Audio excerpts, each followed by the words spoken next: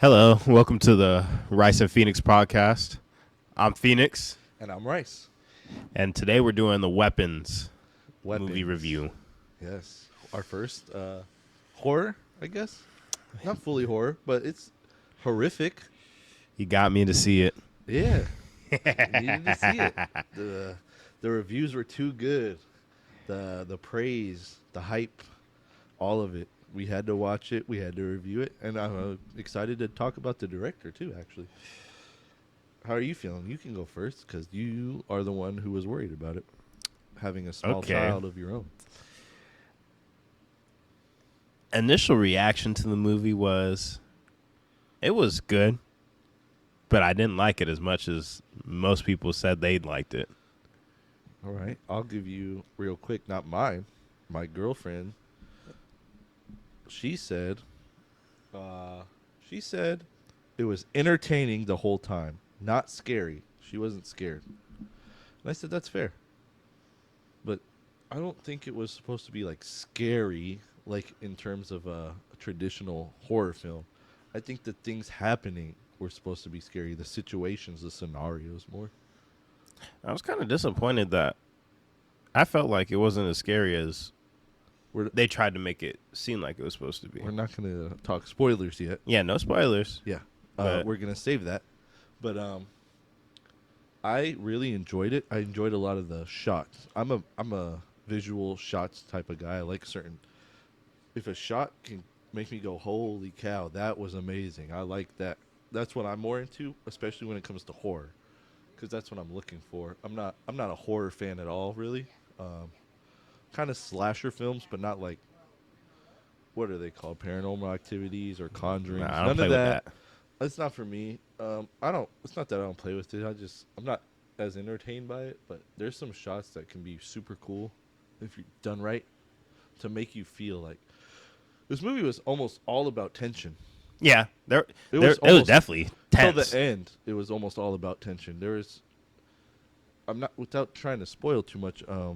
There was some very like uncomfortable scenes. were happening, and right as it was getting good, it would switch. So it goes character by character. You're following characters into this one story. Otherwise, I guess it would be too short, which makes sense. As soon as something good's happening with one character, it would cut and go to another character. It's building that suspense. You want to see what's going to happen to that character. Why did you cut? That's what I was thinking. I'm like, man, it was just getting good with this character. Why'd you cut? But overall, I ain't gonna lie. That's kind of one of my complaints about the movie. I don't like that style. I don't. But either. I understand because that's how he was building his tension, his suspense. It's not my favorite style. I don't like cutting like that. Right when something's getting entertaining and good, but that doesn't. He still did it so well. I think that it was still an entertaining movie. It was executed good. Don't get me Really? wrong. Yeah, It's just really well. like you said. It's not my cup of tea. Of like, it just. This is not the movie I wanted to see POVs in. Yeah, I wasn't expecting that. I thought this was just a thorough film, a story all the way through, but it's not. It's character by character, so you're reliving a lot of moments actually from different perspectives, which is cool to see to a degree. I'm not trying to spoil things, so we might have to just give our quick little spoiler-free review here and recommend it or not recommend it. I would recommend it. You see it once. I'm there with you. I don't know if I'd watch it again just because I know the twist or what happens essentially to the kids. I know that now, so I don't know if I'd watch it again unless I want to see some of these shots like I was talking about again. There's some shots that are super cool for me, but I'm kind of like, that's what I'm into with film is shots. So overall, if there wasn't cool shots like that, I would not watch it again. But one time's good. It's a good film. If I had to rate it right now, I would say it's probably an 8, maybe an 8.5. It's shot and executed really well. The story is really tight. It's not spending time wasting your time, really. It's trying to keep you engaged, which it kept me engaged the whole time. I was on the edge of my seat the whole time. I was definitely engaged the whole time. I never knew when something was going to happen or not.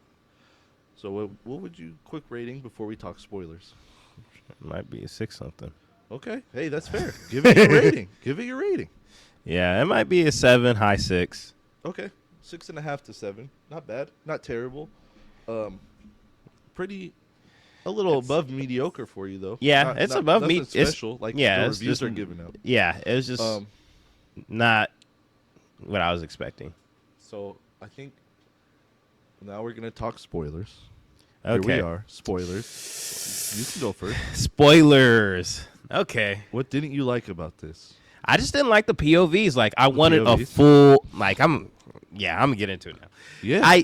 I wanted a full movie the full way through. I was disappointed because, like, Barbarian's a full movie the whole way through. I don't really like. I don't want to see a thriller / horror. The Barbarian thing, to a degree, it is. Yes, almost perfectly, but it cuts to there's the that owner. one cut. It kind of cuts back and then goes forward again. Yeah, but I see what you're saying. It's more of a thorough through. I can't say it. It's just almost a beginning. Continuous. It's just a story. Yeah, this is different stories, perspectives, all that POVs, like you said. Yeah, I was not a fan of it. I was just like, okay, like, I don't mind it for, like, because, like you said, the story's tight. It makes sense. Everything comes together. There's only one sequence that it still doesn't really make sense. What's that? That's the dream sequence that the father has, where the gun is sitting above it. I'm gonna tell you right now, that was my girl's biggest complaint. Looking on the internet, that's everyone's biggest complaint. I don't know what that meant. Like, it looked like a mystery box gun from God. So let me talk about that just for a minute. I'll tell you what I was thinking watching the film first. This is what I was thinking as I'm watching it. I thought this, because we don't know everything yet. We don't even know really who's in control or who's getting these kids or anything. So what I thought was this person was controlling people in their dreams, like kind of like Freddy Krueger. So I personally thought he was gonna go home. I thought he had an AR at his house and he was gonna go kill the teacher. I thought that's what he was telling me. I thought he had murder on his mind. That's what I thought it was pushing him to. And then after, when I realized that's not what it is, that's not what the witch is. It's a witch, by the way, everyone. Spoilers. We're already in the spoilers. It's a witch. We'll talk about how you felt about that in 1 second. I just felt like, I don't know if this is trying to show that it's like that there were the weapons. It's for school shootings, like some pseudo like deep thought thing. I don't know. Yeah, they're the weapons. It was after I was like, it's weird. During the moment, I'm like, oh, if this is, it would have been. You're waiting for the payoff. It would have been kind of cooler if she's controlling people in their dreams at that point, and he went and got the gun and went to kill the teacher. He saves her later, which I thought was actually really cool. It was a cool little. He saves her and then starts to listen to, and they start to talk, two opposite sides, which I think this world needs. What did you think about it being essentially a witch at the end? I didn't have a problem with the witch. I mean, that makes sense. I thought my favorite thing about this might be the fact that we don't learn anything about her, where she comes from, how she's controlling people, where she got this tree from. I don't need to know. It was cool. It's different. It was interesting. Am I interested? Yes, but if they made a backstory about it, it would lose a lot. It would lose a lot for me. Because people try to over-explain things nowadays. Oh, wow. You don't need details on everything. Yeah. You don't need details on everything. That's what makes it good. Yeah. I think that's kind of... John Wick, the movies, I love them, but they started explaining too much of the lore, and I think they kind of got lost in the sauce. The action's still top tier, but the lore lost a lot after the first two. I say after two, it's like lost a lot of lore because it tried to show the past and all this, where all these things come from. We don't need to know all that all the time. I don't need to know where this lady came from. It takes some of the interest away when you over-explain. Yeah, it does. Okay, now I know. Now, why do I care? It was cool. We don't know where she came from, how she got this tree, what the tree's for, where it's from, or anything. There could be more witches out there. There might not be. She might be the only one. It was cool. It was different. It was unique. And I think that's this director's best traits. He's making something unique, which is why I like this movie. It's very unique. You're not seeing nothing like this. It is unique. I'll give it that. What's your best POV? I don't know what my best POV was. Josh Brolin's character was the most interesting to me, I think. I liked him a lot. You know which POV is the best. I don't. Well, go ahead. It's got to be the crackhead. Okay. It's got to be the crackhead. Hold on. All right, we're gonna talk about this. The meth head. Listen, this movie was funny, and I think this director, he has a background in sketch comedy. He was doing The Whitest Kids You Know, and which is hilarious. It's a little weird, but it's funny. So I think a lot of the violence in this was actually funny at first, and then it turns how it turns. It's a violent movie when it gets violent, man. But I think at first it starts off funny. It always starts off funny. The violence is kind of comedic to me. It was my favorite scene of this movie is, or at least the funniest scene is, the cop is frisking the meth head in the alleyway, and he asks him several times, "Do you have anything sharp or that will stab me?" And the a meth head's gonna meth head. He's gonna tweak. The tweaker gonna tweak. He says no, all to every time. And as soon as that cop's hand goes in that meth head, the tweaker's pocket, stabbed by a needle, and that man gives him the hardest hit to the temple. Oscar de la Hoya would have been proud. That man dropped that tweaker. He was out of there. I can't even be mad at his response because I would have did the same thing. I would have jawed that boy. That was the funniest thing I think I've ever seen in a movie in so long. And the theater was dead silent, and I went there cracking up. And other people started cracking up. They realized how funny that was. But there's other scenes like that when the tweaker in his POV is trying to break into the house, and he's trying to go in the gate, and he's pushing it the wrong way. As soon as he gets through the gate, after he's struggling, it opens the other way. I don't know if you caught that. No, I did not catch that. That is so funny. And when Josh Brolin's fighting the tweaker and the cop at the end, he just throws a frying, or no, it's the teacher. She throws the frying pan, hits him square in the face. That was so fun. Some of the physical comedy in this is so good. My girl was dying when he just kept throwing. Josh Brolin kept throwing him over and over, and he just kept getting back up. Yes, I'm telling you, some of this stuff is so funny. But it's not like out of place. Like, no, it fits. For him, it's not funny. He's like, why does this guy keep getting up? But for us, the audience, it's like, oh my god, this is so fun. That man. Okay, here's another thing about the throwing the guy. To move on, that's at the end. At the end, they're fighting. The witch has protected this house through her magic or whatever, her mind control, and he's throwing the guy like nothing. He's throwing this man across the room easily. Like there was one throw, I was like, holy cow, that's Thanos now. He turned back into Thanos. But he goes down the basement and finds the kids. Spoilers. He's looking with his light on his phone, looking at everyone's face. Where's Matthew? Bam! There's the witch. Creepy. It was a little scary. I didn't jump, but it was a little scary. Nah, bro, you were just tossing a grown man. You better mess her up. When he came out of there and he was controlled, I'm like, how is he controlled? That was me? You thought the tweaker got hit in the jaw hard? That's a fade. That's a fade. That's a fade. You see that witch? Oh, man. You were tossing, man, like it was nothing. Now this old frail lady is getting the better of you? That's the only part. I mean, it's a movie. Suspension of disbelief. It's like my girl was saying with the tweaker. You're not going to have open needles in your pocket because they break easy. Okay, I understand, but that's where your movie suspension of disbelief comes in. Josh Brolin's not going to get whooped by this old, frail witch lady. I don't care. Physically, no. Mentally, sure, that she controls you. But it just... I don't know. Yeah. But I kind of like... Let's talk about the ending. How did you feel? We'll talk about from when Josh Brolin runs into the witch forward. When he comes back up and starts attacking what's-her-face. And Alex, the boy, is upstairs doing what he's doing. How'd you feel about that last 15 or so minutes? Okay. The ending, as just the ending, it was cool. It was like...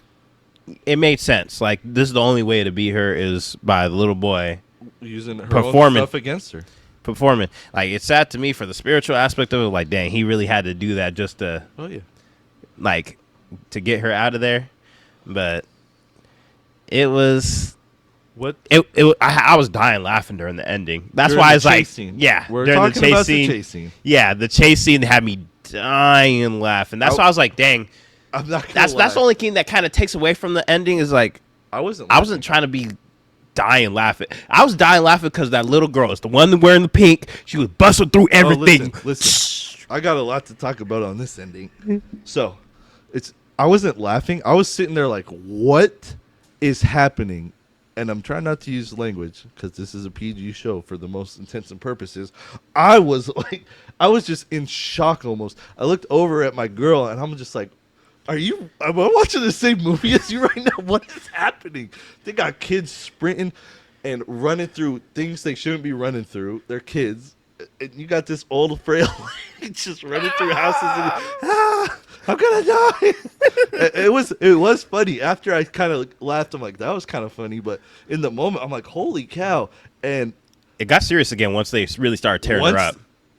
And I'm gonna right before that, when they're following that girl that's sprinting, which I assume is Bailey, the other parents that Josh Brolin went to meet with. Justin Long was the dad, which was a great surprise. Justin Long's great in horror and anything really. I'm assuming that's Bailey. That girl got wheels. Put her in the NFL. Put her in track. Put her in something. She was busting through things. She was running. The shot though is so cool. Again, that's what I want to talk about. Some of the shots. That shot with the chase cam, and it was great. It was so cool to see. And yeah, once they caught her, what happened? It got serious again. They tore her up. They tore her up. That was some of the most violent, like just hand. Yeah, I was like, ooh. Death. Yeah, that was hard to watch. I turned away a little. I was like, ugh. Mostly because it was kids doing it, and I kind of respect it. Didn't really end happy. Yeah, of course these kids are gonna be traumatized. It wasn't just trauma. They were having, I would assume, their life energy drained, so they are just almost shells. The parents were really shells. He said he had to go live with a different aunt because that kid. That's all he was hugging his mom and dad on the floor once he broke that spell. He never got his parents back. They had to go live in, I would assume, a mental hospital and get fed Campbell's soup every day. It's hard. The child's POV was the movie became a really hard watch for me. That's when it where became the horror to the, really was. Yeah, watching that kid watch and go through what he went through. Oh my god!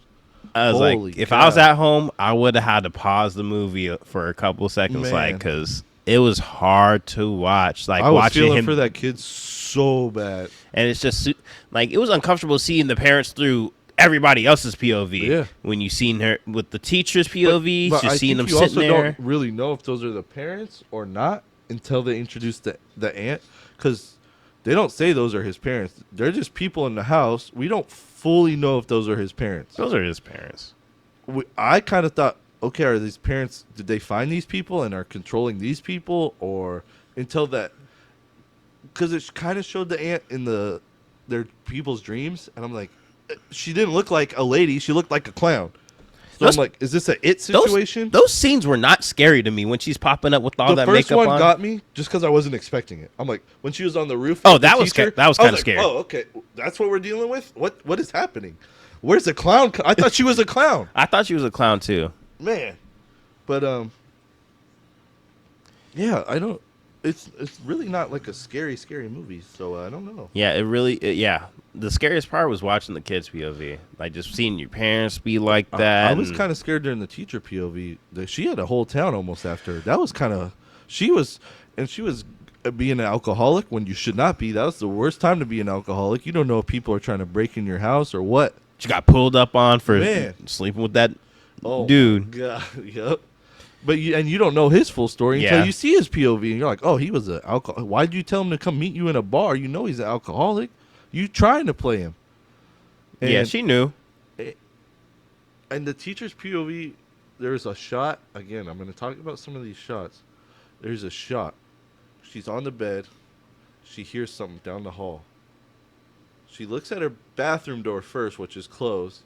Then she looks to the hall, and the camera's following her head. I thought that was so cool. I'm like, oh god, it's gonna shit something I don't want to see. And then it didn't until she looked up, obviously. But it was a good shot. A lot of these shots build tension really well. Then the principal's POV was really scary to me. That was hard to watch too. Yeah, That was hard to watch. He had to kill his husband, his lover. And by headbutt, man, that's insane. That's a little insane. It was rough to watch. The violence, when it gets violent, it's hard to watch. A lot of it. It was. It's not super violent, but when it does get violent, like whew, that's violent. And then seeing him trip and stuff, I'm like, yeah, Wong. Yeah, Wong. I mean, he got killed in a terrible way too. That man went out. Yeah, hit by a car. That man's whole head was gone. Yeah, gruesome. So what did you think about this director, Zach Cregger? Is from Whitest Kids You Know, which is a sketch show. I don't know if you've ever seen it. Nope. I've seen a lot of it. It's pretty funny. It's kind of dumb, but it's funny. Just kind of like, what's his name? Jordan Peele. Started with sketch comedy. Oh, yeah. Went to horror. This guy's doing the same thing. They're both killing it as directors. I haven't seen a bad one from either of them. Zach Cregger's previous one, Barbarian. What'd you think? I loved Barbarian. Barbarian is what made me have high expectations for weapons, and I felt disappointed because I liked Barbarian way more. The twist to me was way better than this twist. Like the twist, it's the creepy ant. Like, okay, whatever. I like this more than Barbarians, just from a cinematography standpoint, and I don't even know. Maybe the script's just as tight in both of them. They're really good.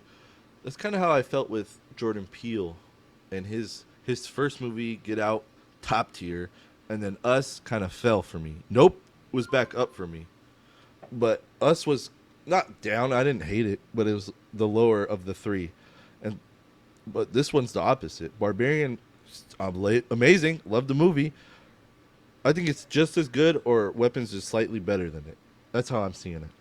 The thing I appreciate about Jordan Peele's movies compared to Zach Cregger's is like the little undertones. Oh yeah, like, there was a couple undertones in this movie, like how his aren't so much about society, like Peele's. Peele's talking about black culture a lot, which is good. I mean, but Zach Cregger's not a black guy; he's a white guy. I mean, like just like the little undertones, like the cops taking it seriously. How she brought up, like, are you guys actually working on this case, or right? Yeah, there's a little bit to the side that there's a little bit here and there. There's a lot of, early on, especially alcoholism that it talks about. Okay, in the bar, but hold up. The scene where the crackhead stabs the police officer in the eye, right above the eye. Okay, but I'm saying like I felt like he should have had more of a reaction to that. Like I thought the cop was gonna kill him right there. The cop was already crashing out just for seeing him near the police station. He was crashing out. I thought I told you. Man. Yeah. There's some social undertones, but not as much as Jordan Peele. And I actually felt bad for the crackhead when he got pulled out of the police car. Oh, I felt bad for the crackhead almost the whole time. He's struggling in life. He doesn't seem like a terrible person. Obviously, he's not a great person. He's trying to open any car door he can. He stole a little kid's iPad. I wanted to die laughing. I'm like, dang, this is why you keep your car locked. And he didn't get no money for it. So, I feel bad. He wasn't the worst. The cop was a worse character than him. He was a bad guy. The cop was a little self-motivated. Yeah. I mean, he's going through some things mentally too, but he's letting the demon come in. The crackhead is kind of already there. He's not out to hurt no one. The cop's like letting the demon in. Like, if it's for me, I'm crashing. I'm gonna kill you. That's why he was gonna go kill it, because he thought the crackhead was coming to tell on him. Yeah, that self-motivated. Yeah, he was not a good person. Yeah. He was probably the worst person in the movie. I didn't really care that he got captured. I didn't care either. I was like, okay, whatever. But because he cheated when and that was all on him. That was not on the teacher. She should have brought him to the bar, but he said, we're not together right now. What she meant was she's out of town. Not we're not together. That was grimy. That was hella grimy. That was so shady. I was like, no, dude, no. no. And then when you see his POV and he's like, "Oh yeah, she's back early," I was like, Man, and you know she's coming home early. You didn't know that early, but you knew she was still gonna be home the next garbage. day at some point. Dude, what are you doing? What are we doing here? Yeah. So just the director one more time. His next movie is a Resident Evil adaptation. It's not based on any game. He's using his own made-up characters. That should be lit. I think it'll be good. Yeah, considering, hey, Resident Evil has nowhere to go but up. Man, rough movies. My favorite Resident Evil movie is not even a Resident Evil movie. It's a Miles Teller movie with Anna Taylor-Joy on Apple Plus. I can't remember. It's called The Gorge. It's called The Gorge, everyone. The best Resident Evil movie I've seen, not a Resident Evil movie. There's just that, like, kind of conspiracy stuff going on with bioweapons. A bioweapon is you are altering someone's DNA to make them better, stronger, whatever, to fight wars for you. And that's what is in this movie. And The Gorge is great. I would say I recommend that movie for sure. Okay. It starts off slow. It's about a relationship between Miles Teller and Anna Taylor-Joy across the canyon. And they're communicating with each other through signs and all this. And one's Russian and one's American, and they can't talk to each other. You're not allowed.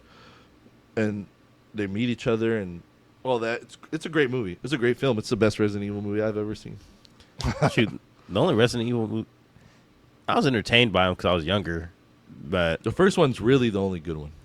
I like the animated movie that they made with Leon. They made a bunch of those. Yeah. Those are cool. They're not bad. I watched one of them. It was cool. They're all pretty good. They're not the best, but they're okay. Yeah. I love the games. I play the games. I was too scared as a kid to play the games. I play the games, and I love them. So I hope he does good with it. He's a good director, I think. What would you rank the POVs? The POV, Real quick. Like, who's the best and who's the Like, worst? from best to worst. Again, I like Josh Brolin's POV. I like the teachers, and I like Alex's. I don't know. The meth head, he was entertaining, but I don't know if it added that much to the story. I mean, that's how you found out about That's when you first see the kids. But Josh Brolin and the teacher, if they didn't cut early like it loved to do, they got there on their own eventually. Yeah. The crackhead didn't help them.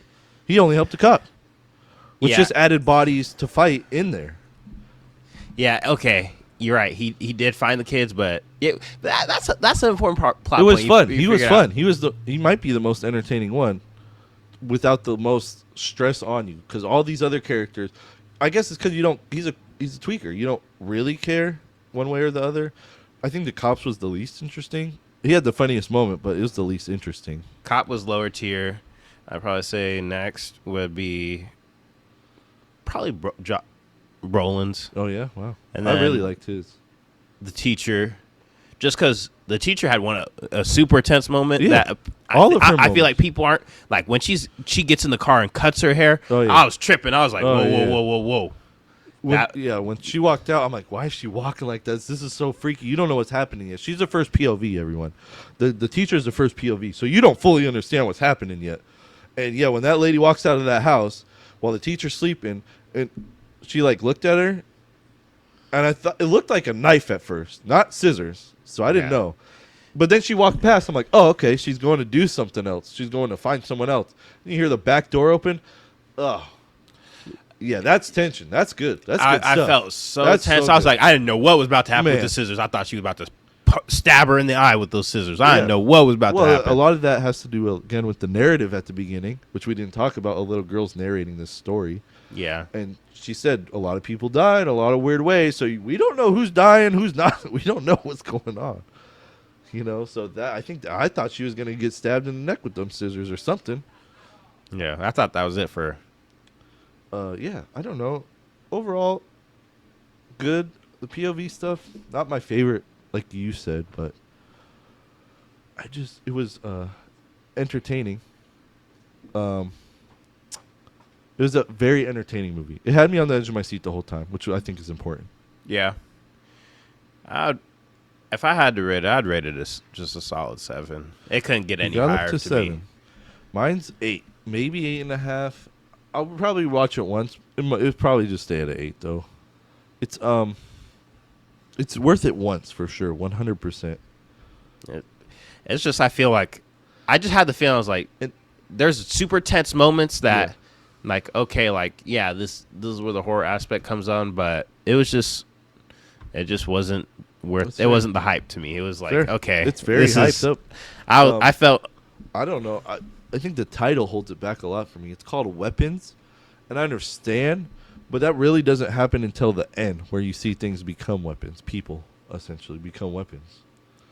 You just don't see it until the end. Well, the principal's the main one. The first one you see, he goes to attack the teacher and stuff, but even the kids don't happen until the last 5 minutes of the movie. There's almost no weapons until the last 20 minutes of this movie. Yeah. So it's a weird choice to call it that. I liked it. It was good. I would recommend it to anyone who's into not horror so much, maybe suspense or thriller. Yeah. 100%. It's good. It's good stuff. It's a recommended watch, but I'm somewhat disappointed with it. Fair enough. I don't know what we really got coming up in the next couple episodes. I know we're going to have a TV episode where we talk about our television shows, what we're watching, what we've recently watched, some of our favorites maybe, something we recommend to each other to watch. And I don't know what movie's coming out. Are you thinking of any movie coming out soon? Man, I can't think of one off the top of Not my off the head. top of your head. Him. Oh, yes. He wants to watch the Jordan Peele produced, not directed or written by, but produced. Him. Important note. It looks good. Maybe we'll have a sports episode, which he suggested. Yep. Where we talk about. I want your sports top 10 movies. Top 10's a lot. Top 10. Maybe I give it to you. Maybe I give you a top 5. We'll see when we get there. Hey, bro. Almost all the Creed movies might be on there. For you. Yeah, I haven't seen. I've only seen Rocky. the first one. I got to see Rocky. Oh yeah. Happy Gilmore's on there for me. Peak, top tier. Yep. Well, until the next one, everyone. Yep. I'm Phoenix. I'm Rice. Thank you guys for watching. Like, comment, subscribe to the Rice and Phoenix podcast. Give us some good comments. Let us know what you want to see. Let us know what we should do better, and all of that. Yeah, give us plenty of ideas. We love comments. So check us out in the next one. All right. Yep. Peace. Bye.